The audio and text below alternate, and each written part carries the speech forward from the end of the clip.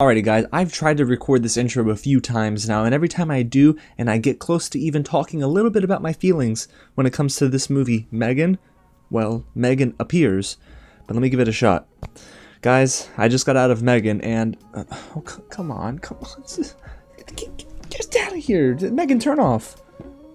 Turn off. You should probably run.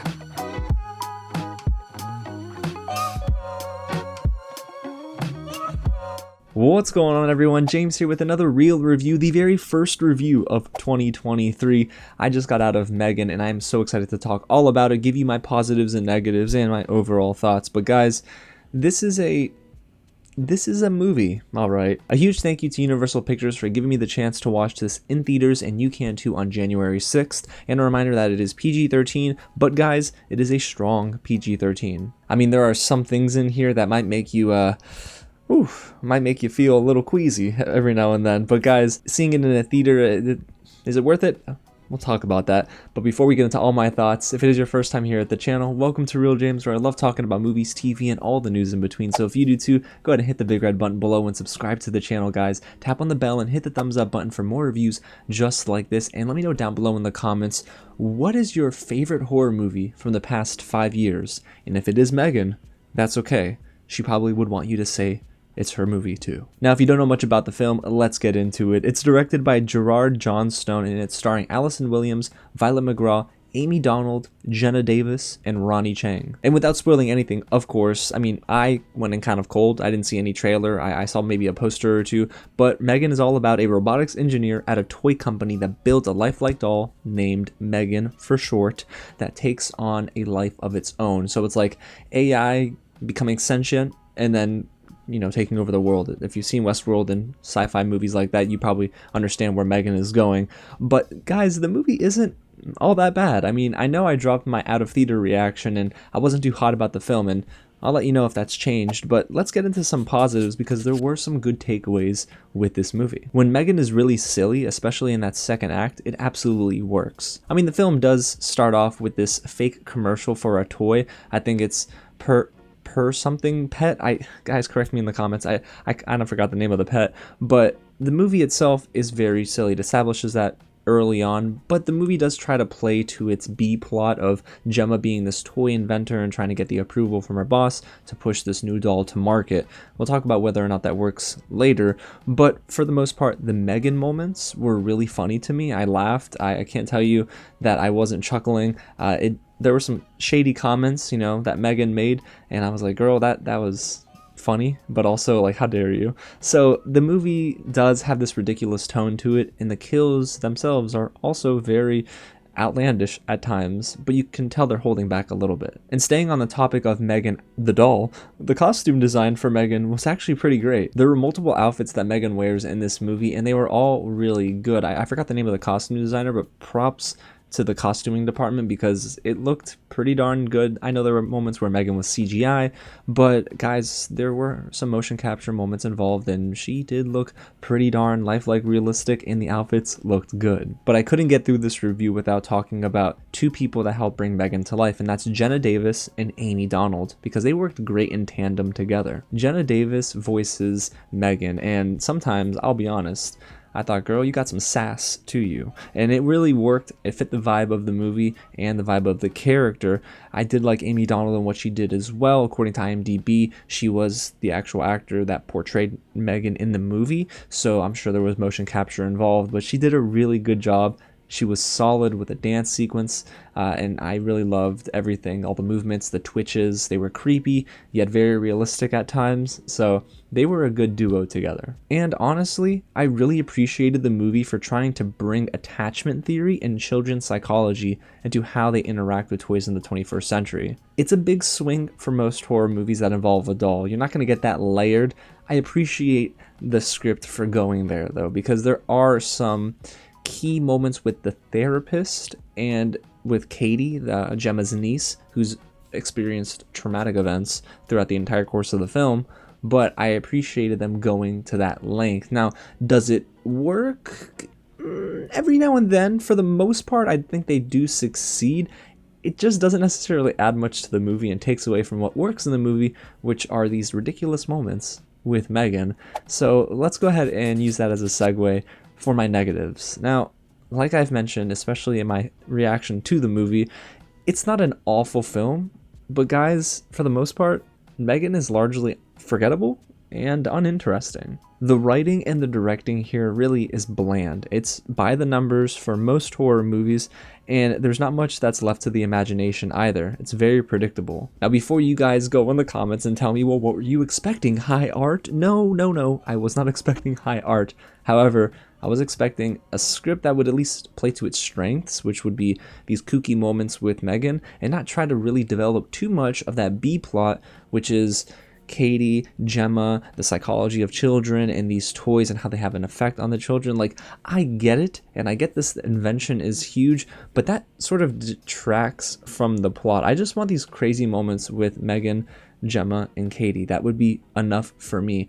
But they do try to dive into much more, and sometimes it just falls incredibly flat. And a lot of the dialogue was rough, especially in that first act. I mean, the first 30 minutes alone were a slog, to be honest with you. I kept scratching my head and thinking, is this what people were raving about on social media? Like this? And it does get better from that point, don't get me wrong.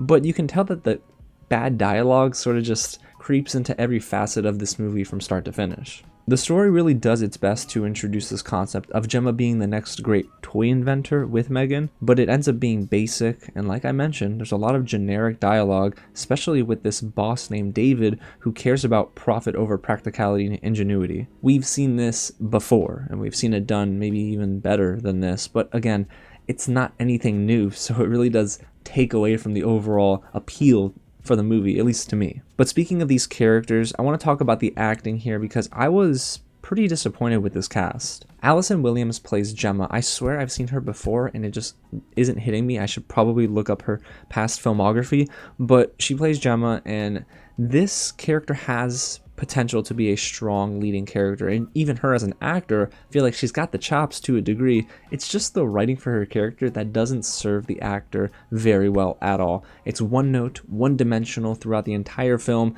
Yes, there are moments where I'm like, oh, this character is really gonna have a turn, but then they don't go there, and I'm thinking like, just can we maybe make some progress with developing this character just a little bit? But for the most part, I was just bored. And her character's niece in this movie, named Katie, is played by McGraw, and McGraw is a child actor, so I'm never going to be too harsh with child actors, but I will say that it was a bit of a letdown. This is a character that has potential to be emotionally layered in a horror movie and separate her from the pack, but for the most part, the way that they scripted scenes for her just feels like they were doing another disservice to the character. But even outside of that, McGraw, she's got some room to learn. I feel like she does have a decent ceiling. It just, she's not there yet. And the movie really had a lot of scenes that focused one-on-one with her and M3GAN, or one-on-one with her and Gemma, and it just really wasn't great. You can tell there were a lot of stiff moments, a lot of unnatural scenes, so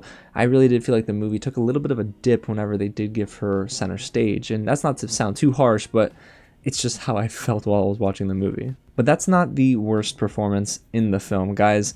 I will be honest, I love Ronny Chieng, what he brings to the table. I believe he's really funny, but they woefully miscast him here as David, who plays Gemma's boss. He's very unconvincing.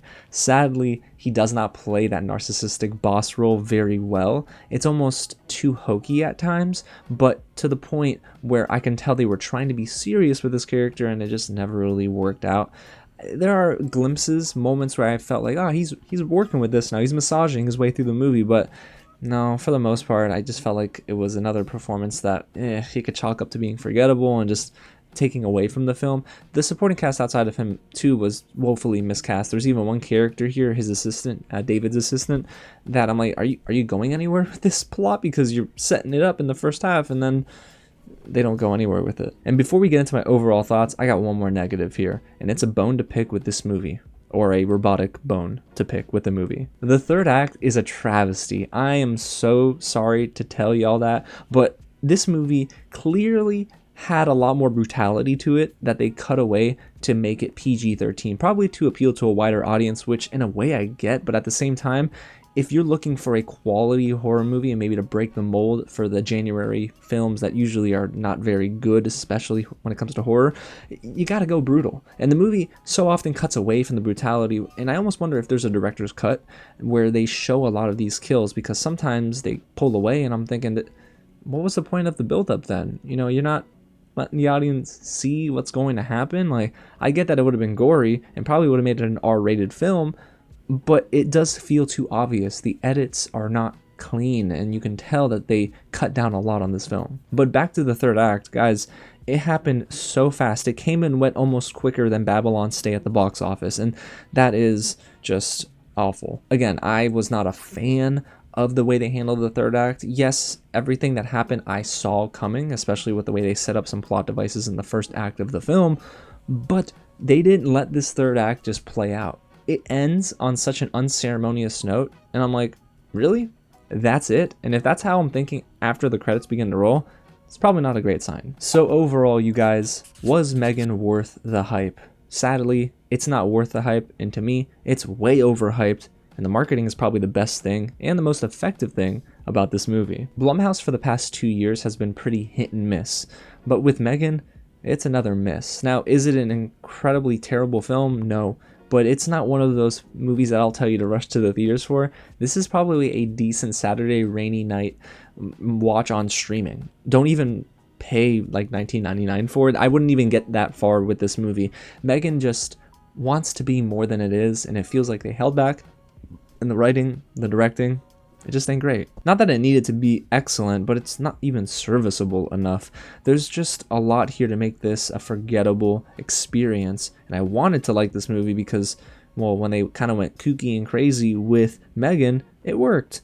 But everything else just seemed to weigh the movie down. A better writer-director duo might have helped this movie tremendously, but again, I do feel like they maybe needed to cast a little bit better. M3GAN is the best part of the film. Clearly, the doll, the acting, the voice, it worked. For me, the costume design was awesome, and some of the kills were fun, but for the most part, M3GAN is just one of those like 2.5 out of 5 movies. It's a forgettable film in January that by February, I'm probably not going to think about again. So there you have it, you guys. That's my real review of M3GAN and all of my thoughts. I wish I would have loved this movie a little bit more, but unfortunately, well, 2023 is not off to the greatest start. There you have it again, guys. It's my real review. Let me know down below in the comments what you think of M3GAN when you see it this weekend in theaters. And hey, if you haven't already, hit the big red button below and subscribe to the channel for more reviews, reactions, and news updates just like this. Guys, I can't wait for the rest of this year. It's going to be a lot of fun. I might need to drop that most anticipated movies list. I'll have to work on that. Alrighty, y'all. Again, thanks so much for watching, and I'll catch you at the next screening. Oh, really? What? I'm just being honest. Okay, fine.